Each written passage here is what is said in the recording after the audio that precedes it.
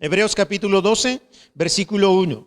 Por tanto, nosotros también, teniendo en derredor nuestro tan grande nube de testigos, despojémonos de todo peso y del pecado que nos asedia y corramos con paciencia la carrera que tenemos por delante, puestos los ojos en Jesús, el autor y consumador de la fe, el cual por el gozo puesto delante de él sufrió la cruz, menospreciando lo oprobio, y se sentó a la diestra del trono de Dios. Padre, muchísimas gracias por permitirnos reunirnos en este lugar. Gracias por dejarme ver a mis hermanos.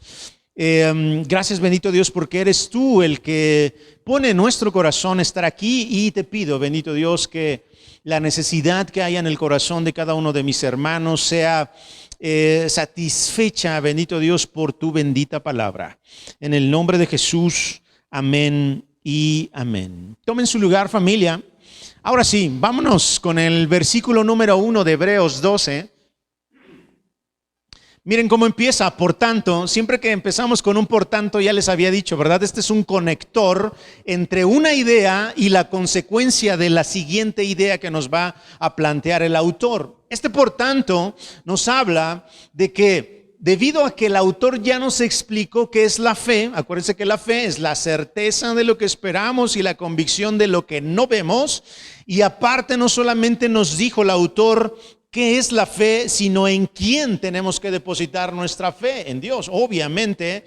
Y lo siguiente es que nos hizo una lista, ¿verdad?, de muchos héroes de la fe del Antiguo Testamento, desde Abraham hasta Gedeón vimos, y el autor termina haciendo un contraste entre lo glorioso que puede ser la fe y lo difícil que puede ser la fe. ¿Se acuerdan que en eso terminamos la semana pasada? Pues bueno, entonces, debido a que ya entendimos todo esto, nosotros también, teniendo en derredor nuestro tan grande nube de testigos, despojémonos de todo peso y del pecado que nos asedia y corramos con paciencia la carrera que tenemos por delante. Si ya tenemos todo este conocimiento acerca de la fe, lo que va a hacer el autor de Hebreos es decirnos qué hacer con todo ese conocimiento que ya tenemos. ¿Ok? ¿Qué vamos a hacer con todo el conocimiento que ya tenemos de la fe? Tenemos que correr con paciencia la carrera que tenemos por delante. ¿Ok? Ya tenemos todo este cúmulo de conocimiento, ahora tenemos que prepararnos para correr esta carrera. ¿Cuál carrera? La carrera de nuestra fe. ¿Sale? El autor, gracias a Dios, no solamente nos va a decir, oigan, pues córranle, ¿no? Sino nos va a decir cómo debemos correr. Fíjense cómo empieza el autor. ¿Cómo debemos correr esta carrera, familia? Debemos correrla teniendo la conciencia de que tenemos en derredor nuestro una grande nube de testigos. ¿Han escuchado este versículo antes? ¿Sí? Yo también lo he escuchado. ¿Y saben de qué me acuerdo que me enseñaron una vez? Me dijeron, Nelson, tú tienes que andar derechito en tu fe, porque alrededor tuyo hay una nube muy grande de testigos viéndote. Si caminas correctamente en la fe o no caminas correctamente en la fe. Así me enseñaron alguna vez. Pero leyendo esto y leyéndolo en su contexto, el autor no está diciendo que toda la gente que está allá afuera me ve a mí para ver si estoy haciendo las cosas bien o las estoy haciendo mal. El autor está hablando de todos los héroes de la fe que ya nos listó en el capítulo 11. Estos héroes de la fe son esta grande nube de testigos. Cuando pensamos en testigos, familia, no pensemos en las personas que nos están observando, no, sino en las que nos dan testimonio de cómo se debe vivir la fe. ¿Sí me expliqué? Entonces, cuando el autor dice, oigan, cuando ustedes piensen en que van a empezar a correr este camino de la fe, por favor, mientras estén corriendo, piensen en todos estos testigos, es decir, en todos estos héroes de la fe de los que ya les hablé, que nos han mostrado cómo se camina en fe. ¿Me estoy explicando? ¿Qué significa? Que mientras yo voy caminando en mi camino de fe y de repente me sucede alguna situación complicada, a lo mejor pienso en José, ¿no? José, ¿cómo le hizo? No, pues huyó cuando se le presentó la muchachona toda desnuda, huyó para no pecar contra Dios. ¿Me explico? Entonces, yo tengo este tipo de situaciones, tengo que acordarme de los seres de la fe, ver qué hicieron y ver si su testimonio me ayuda para que entonces yo tome buenas decisiones en esta carrera. ¿Sí? ¿Estoy bien? Ok. Esa es la primera cosa, que cuando caminemos entonces pensemos en todos estos héroes. ¿Qué cosa más tenemos que hacer para correr esta carrera que tenemos por delante? Tenemos que despojarnos de todo peso y del pecado que nos asedia. Cuando el autor habla de una carrera, obviamente está pensando en un atleta, ¿no? En alguien que está preparándose para empezar una competencia, una carrera, y lo que el atleta tiene que procurar para correr esta carrera es ir lo más ligero posible.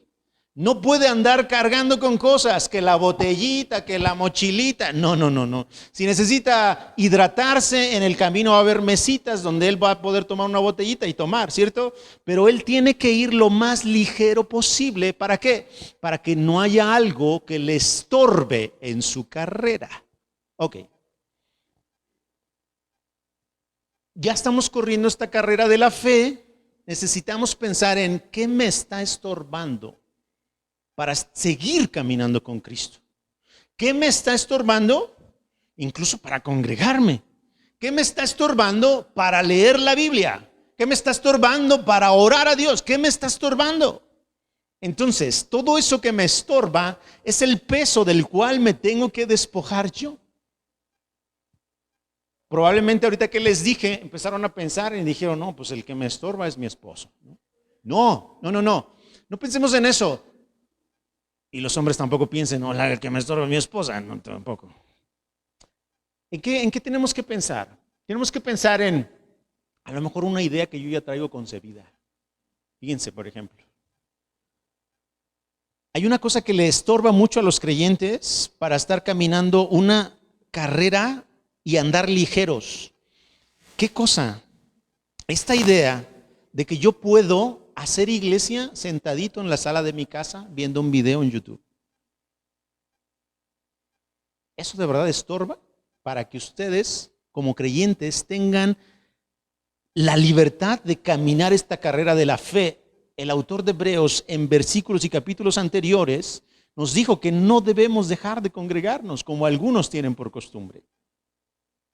Y no es porque sea una cosa que debas hacer, sino que tienes que buscar quitarte estas malas ideas, despojarte de estos estorbos en tu carrera, como la idea de que no necesitas congregar, como la idea de que no necesitas que alguien más te explique o te enseñe porque tú solito puedes. ¿Se han dado cuenta que la idea de Jesús desde el principio fue crear una comunidad? Al final, Él a la iglesia la considera como su propio cuerpo. Y el cuerpo no puede andar la mano caminando por allá, ¿verdad? Ni el pie caminando. Tienen que ir juntos. Tenemos que ir juntos.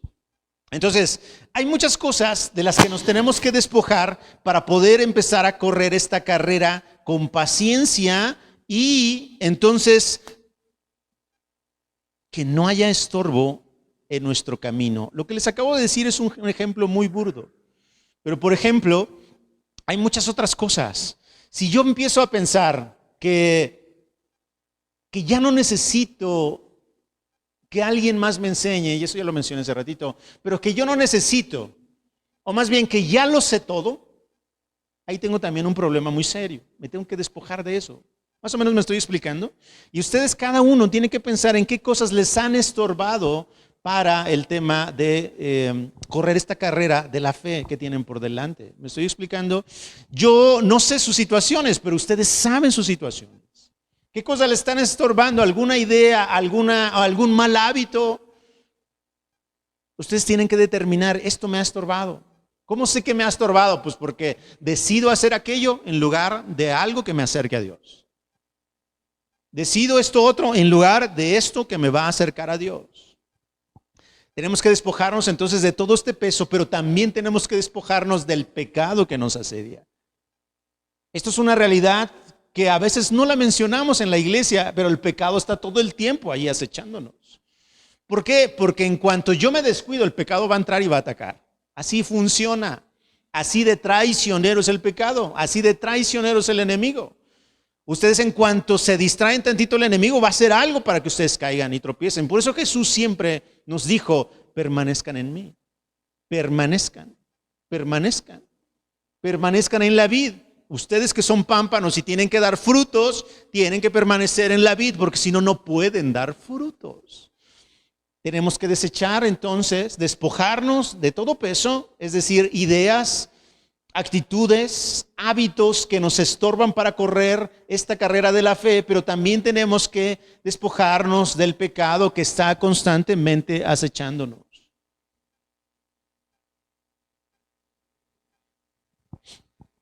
Lo voy a decir porque a mí me pasó. A veces una amistad que no es la correcta nos puede estorbar para andar en este camino de la fe.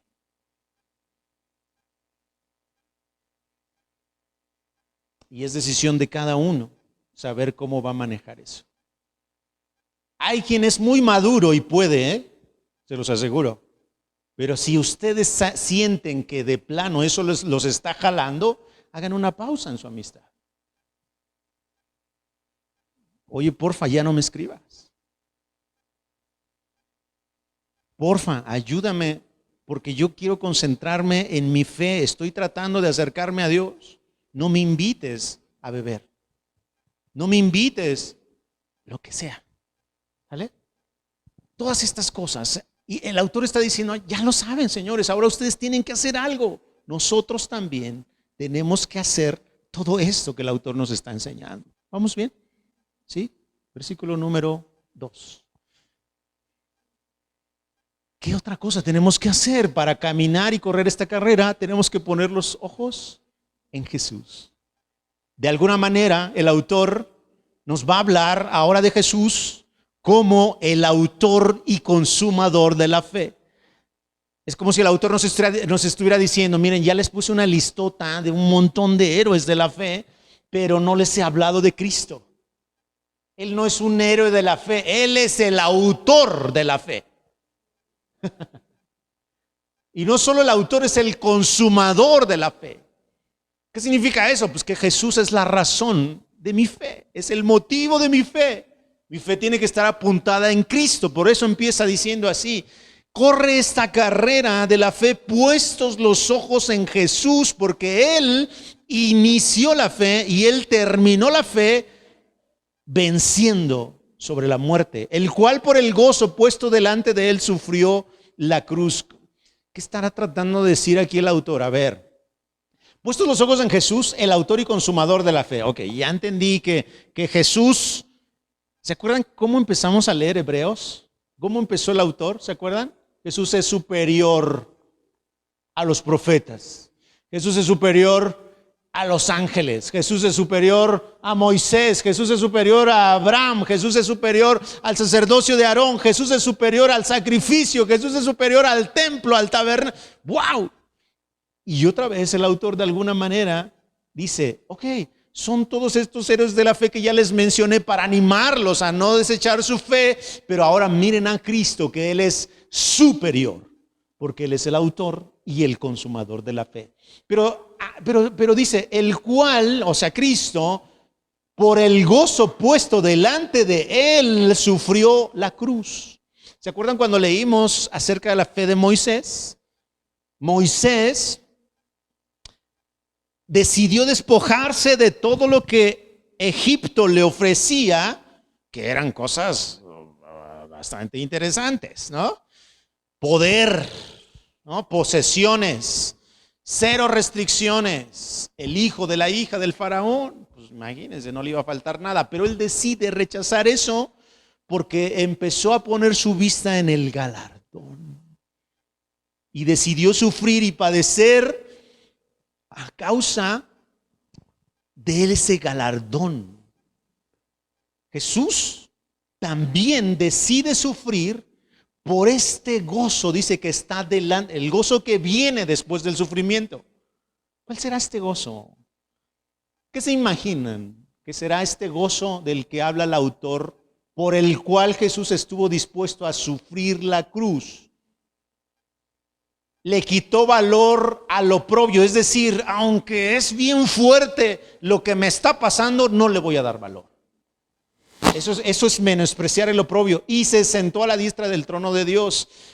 Con lo que está mencionando el autor, pareciera que este gozo del que habla es que al final él iba a vencer a la muerte, pero no solamente eso, sino que con su muerte lo que hizo Jesús fue redimir a todo aquel que lo reconociera como su Señor y como su Salvador. Es decir, Jesús tenía puesta la mirada en lo que iba a suceder después de que Él resucitara de los muertos.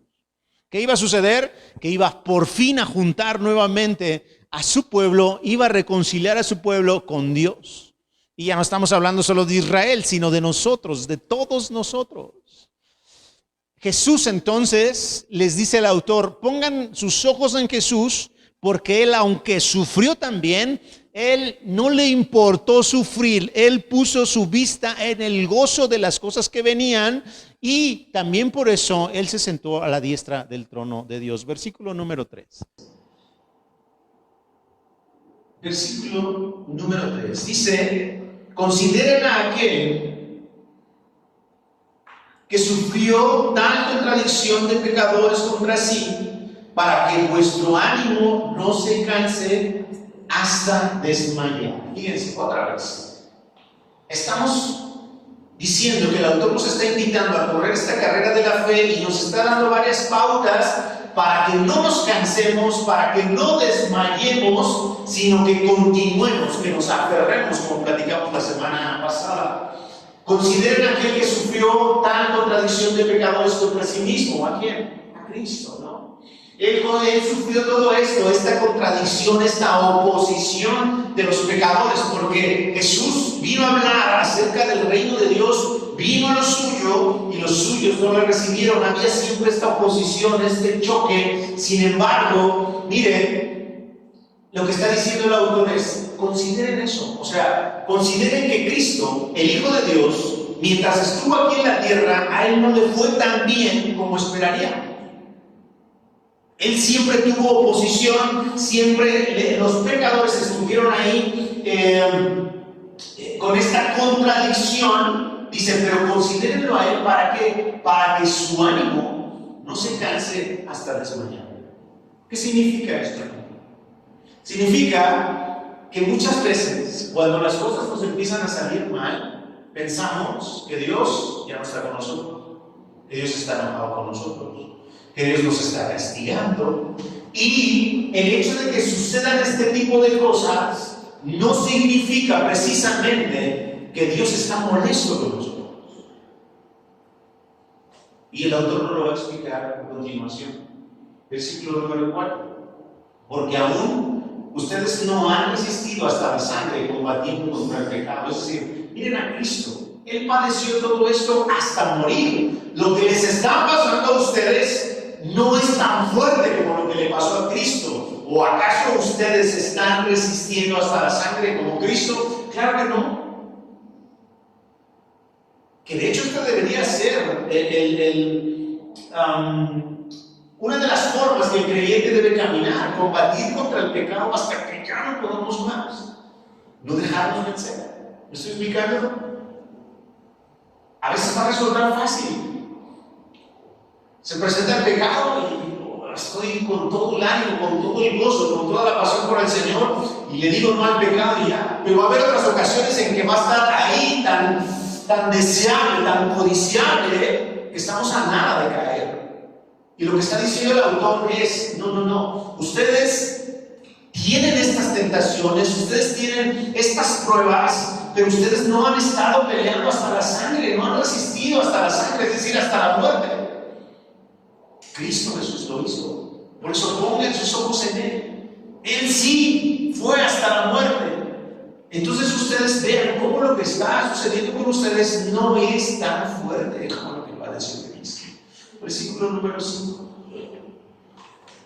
Ahora sí, el autor nos va a empezar a decir, nos va a empezar a explicar cómo es que en este camino de la fe podemos encontrarnos con situaciones complicadas, podemos encontrarnos con situaciones difíciles, y nos va a explicar la razón de por qué vamos a pasar o podríamos pasar por ese tipo de situaciones.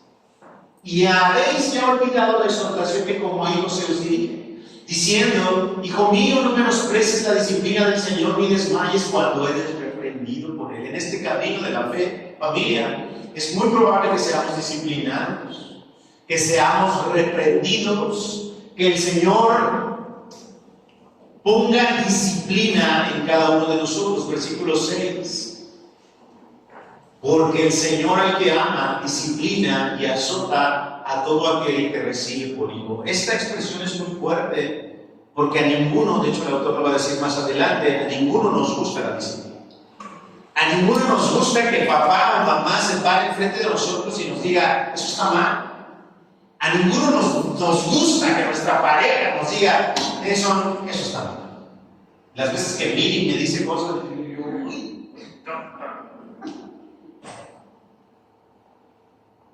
a nadie nos gusta. A nadie nos gusta. Pero ¿qué hay detrás de eso? O sea, ¿qué hay detrás de la disciplina? ¿Qué hay detrás de esta exhortación? ¿Qué hay detrás de esta reprensión? Por lo menos de parte del Señor, lo que hay es amor.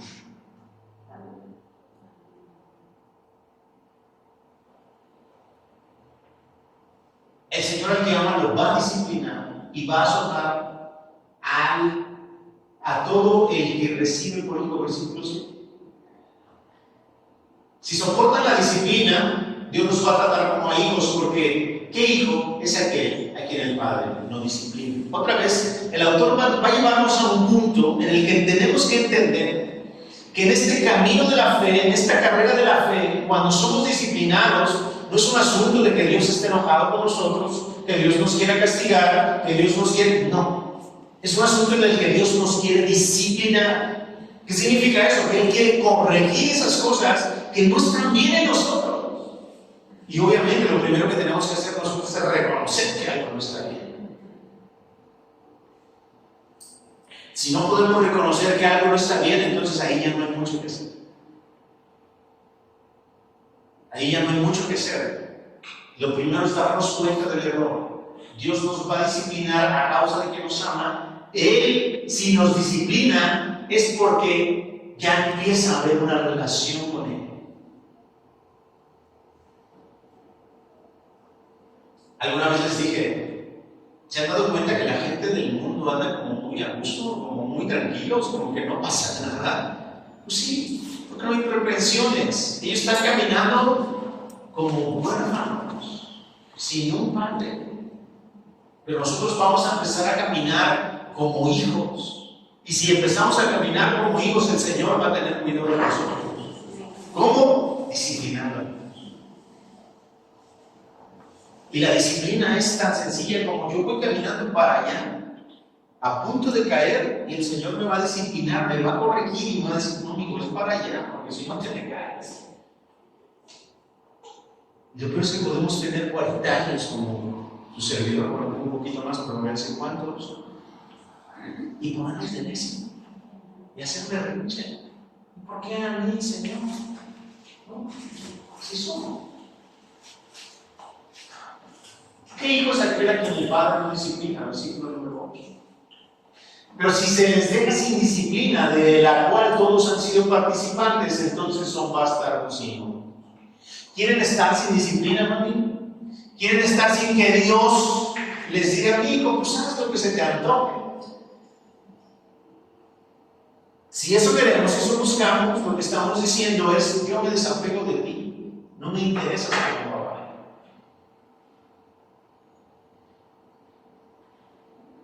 Si se nos deja sin disciplina, de la cual todos los que somos hijos somos participantes, entonces seríamos bastardos. Seremos bastardos. Yo sí quiero ser hijo, pero eso es una decisión también de cada uno. quiero ser hijo. Ok, entonces concientízate de que si quieres ser hijo, se te va a disciplinar. Ahora, qué padre sería que nadie de nosotros necesitara disciplina, pero todos la necesitan. Todos la necesitan. Versículo 9. Por otra parte, tuvimos a nuestros padres terrenales que nos disciplinaban y los venerábamos. ¿Por qué no obedeceremos mucho mejor al Padre de los Espíritus y viviremos? El autor dice, bueno, si se les hace tan difícil entender esto, ustedes tuvieron a sus papás terrenales y ellos los disciplinaban. Y de alguna manera ustedes aprendieron a respetarlos, a lo mejor no de chiquillos, porque de chiquillos y de jovencitos somos los más rebeldes del mundo. Pero ya de adultos nos dimos cuenta, wow, es que mi papá justo por eso me estaba disciplinando, para que yo no cayera en esto. Es que por eso mi mamá me decía esto, para que yo no sufriera estas consecuencias, ¿no? Empezamos a reflexionar acerca de la disciplina de nuestros padres y decimos, gracias Dios por nuestros papás, ¿no? Que siempre nos estuvieron disciplinando aunque a nosotros no nos gustaba. Y dice el autor, bueno, si ustedes veneran a sus papás, respetan a sus papás, por eso, ¿por qué no? Entonces, obedeceríamos mucho más al Padre de los Espíritus, a nuestro papá, a Dios que nos creó. Todo esto suena fácil, ¿verdad? Porque decimos, pues sí, yo soy hijo de Dios, le voy a obedecer, etc. Pero el problema no es decirlo, el problema es cuando estamos frente a las situaciones y ahí es cuando nos llegan pensamientos. ¿Pero por qué Dios hizo esto? ¿Pero por qué Dios permitió esto? ¿Pero por qué Dios demandó esta disciplina, etcétera? Y no nos ponemos a pensar que al final esta disciplina está motivada por el amor de Dios. Versículo número 10. Y aquellos ciertamente por pocos días nos disciplinan, nuestros papás terrenales, ciertamente por pocos días nos disciplinaban como a ellos les parecía, pero para lo que nos es provechoso, para que participemos de su santidad. Así es, o sea, nosotros nos pasa, ¿verdad? Disciplinamos a nuestros hijos en lo que creemos que es correcto, ¿no? En lo que hemos aprendido, en lo que la misma vida nos ha enseñado, en lo que leemos en la Biblia, etc.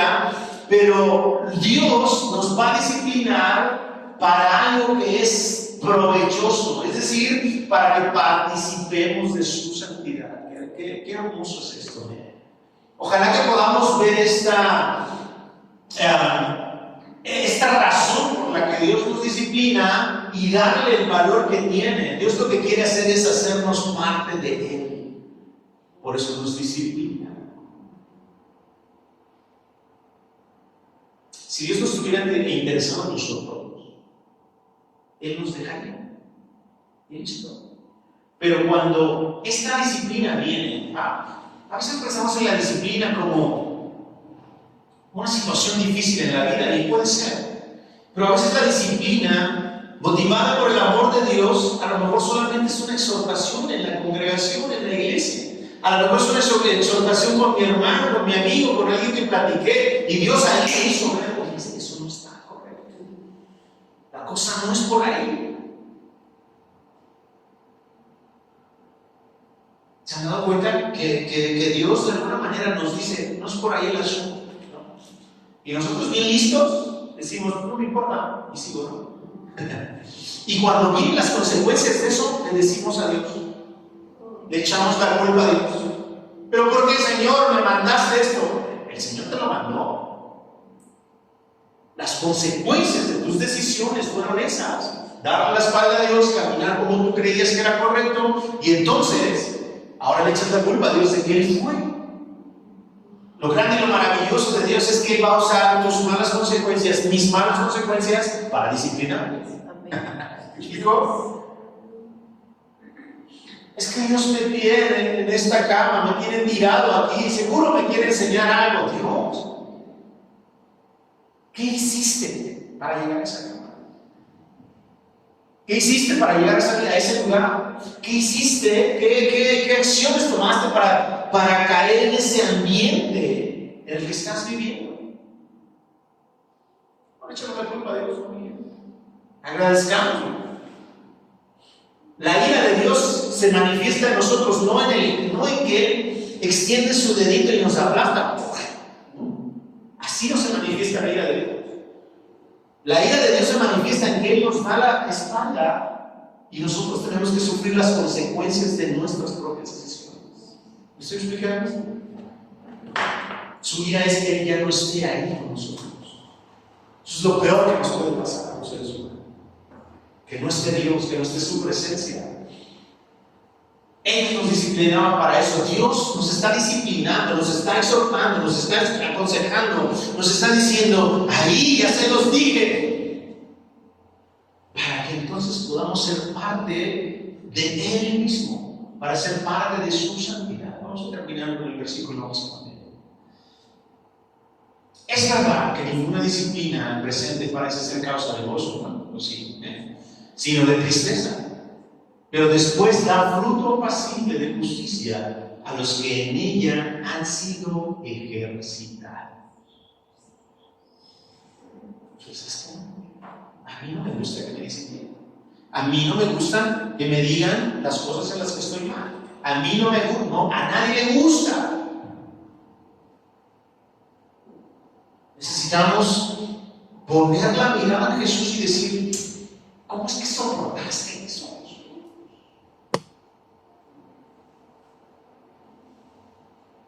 Olvídense de los azotes, olvídense de lo físico que le hicieron a Jesús. Se burlaban de Él. ¿Y tú quién eres? Si eres hijo de Dios, pues sálvate a ti mismo. Bájate de esa cruz.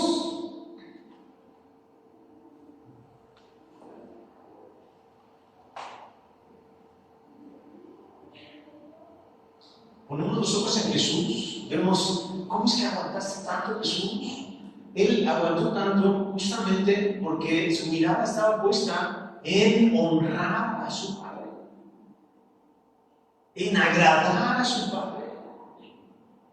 Nosotros tenemos que aprender a poner nuestra mirada en Jesús para agradarlo a Él, no para agradar a mi vecino, no para agradar a mis hermanos, no para agradar a los que están cerca de mí, es para agradarlo a Él.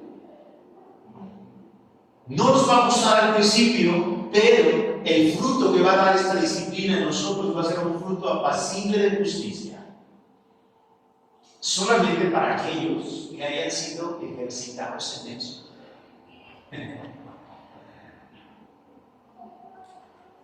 ¿Han sentido que les llueve sobre mojado?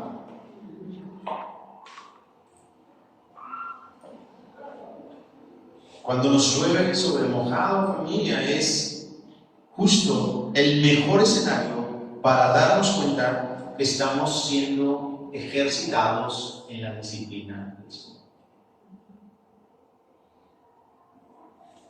Por favor, familia, no seamos de las personas que cuando viene una situación difícil y complicada en nuestras vidas, inmediatamente echamos la culpa a Dios, pensamos que Dios es muy malo con nosotros, que no nos ama, que no nos quiere, sino al contrario. Tenemos que empezar a verlo como lo acaba de decir el autor de Hebreos, inspirado por el Espíritu Santo, por supuesto. ¿Cómo lo tenemos que ver? Dios está permitiendo esto. Dios está usando las consecuencias de mis propias malas decisiones para disciplinarme, para enseñarme algo. Dios me está disciplinando porque Él me ama, porque Él quiere que yo esté con Él.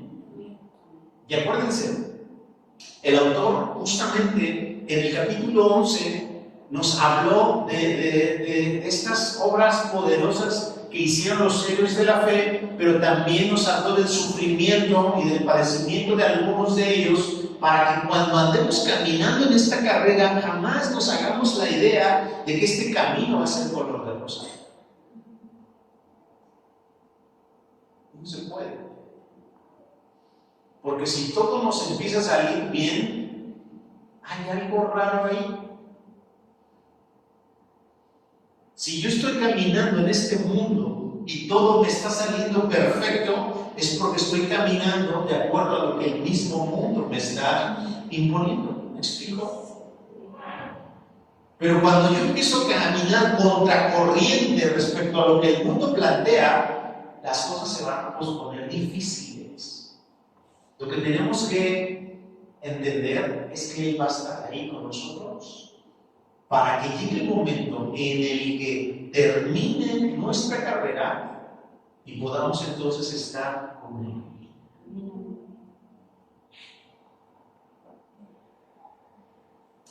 He peleado la buena batalla. Ese es el fin de nuestra carrera. He peleado la buena batalla. Y lo que nos espera es el galardón. La vida eterna. Conocerlo y verlo cara a cara. Ese es nuestro objetivo como creyentes. Ese es nuestro objetivo como creyentes.